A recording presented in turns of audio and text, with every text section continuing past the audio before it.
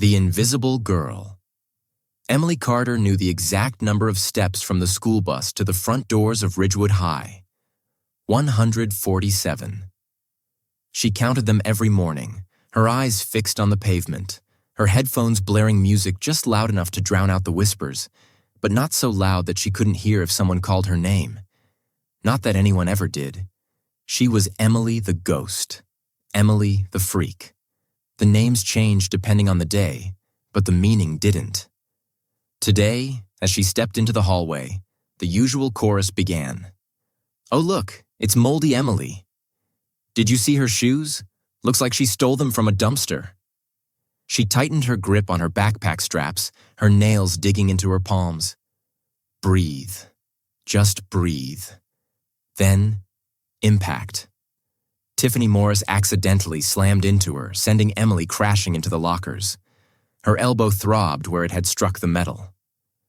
"Oops," Tiffany said, smirking. "Didn't see you there. Then again, no one ever does." Laughter followed her down the hall. The last straw lunch was the worst part of the day. Emily used to eat in the cafeteria back before the ketchup incident. Tiffany had tripped, of course, dumping an entire bottle on her lap. Now she hid in the library, cramming bites of her sandwich between the shelves where no one could see her. But today, the librarian kicked her out. No food allowed. So she ducked into a bathroom stall, her face burning with shame. That's when she heard them. "Oh my God, have you seen Emily's Instagram?" Tiffany's voice. Emily froze.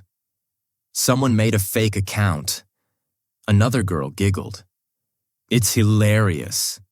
Emily's hands shook as she pulled out her phone. There it was. Emily the Rat.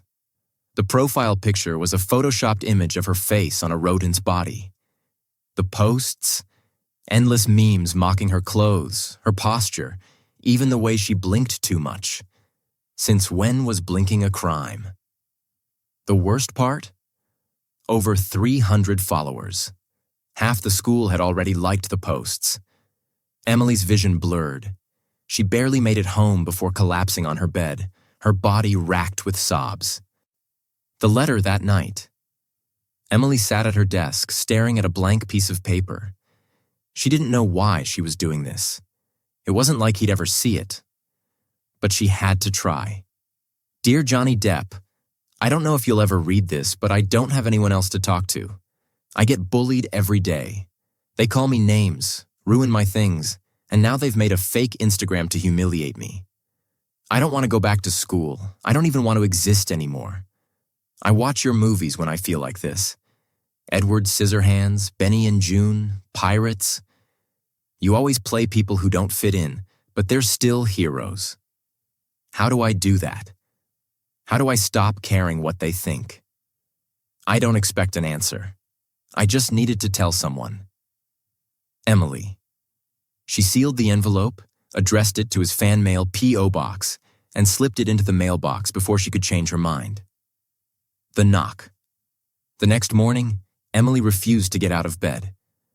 "Emily, you can't miss school forever," her mom said, rubbing her back. "Watch me," Emily muttered. Her parents exchanged worried glances but didn't force her. Then, a knock at the door. Emily ignored it, until her mother's voice rose in shock. "Oh my, Emily? There's someone here for you?" Emily dragged herself out of bed, her heart pounding. And then she saw him, Johnny Depp, standing in her living room, holding her letter. "They don't get to define you." They sat on the back porch, the morning sun casting long shadows. Johnny lit a cigarette. She'd later learn he was trying to quit, and exhaled slowly. "I was bullied too," he said. "Kids called me Rat Boy because we were so poor. I wore the same clothes every day." Emily blinked. "But you're you." "Now yeah, but back then? I was just a weird kid who liked music and drawing. Sound familiar?" She looked down. "Emily," he said, his voice firm. "They don't get to define you, only you do that." Then he grinned. "So, what if I walked you into school tomorrow?" Chapter 6. The day everything changed the next morning, Ridgewood High's parking lot was swarmed with news vans because Johnny Depp was walking in with Emily Carter. The hallway fell silent. Tiffany dropped her phone. Johnny didn't yell. He just smiled at the principal and said, "Let's have a chat about bullying, yeah?" Then, he sat in Emily's classes. When Tiffany muttered "celebrity slut," Johnny raised an eyebrow. Ah, the original mean girl. How unoriginal. The class erupted in laughter. Tiffany turned purple. The aftermath, Tiffany was suspended. Turns out she'd been bullying other kids too. The fake Instagram was taken down. Daniel, the quiet boy from math class, started eating lunch with Emily. But the biggest change? Emily stopped hiding. Johnny stayed in touch. Texts, surprise visits. When she mentioned loving writing, he sent her a vintage typewriter with a note. "Tell your story. The world needs it." 5 years later, Emily Carter's memoir, Dear Johnny, hit the New York Times bestseller list. At her book signing, a familiar figure waited in line. Hat, sunglasses, smirk. "Mr. Depp," she teased, "you know you get a free copy, right?" He hugged her. "Nah, kid, I've already got mine." As he walked away, a teen girl approached, eyes wide. "You're her, the girl Johnny Depp saved." Emily smiled. "Nope, the girl who saved herself." She handed the girl a book.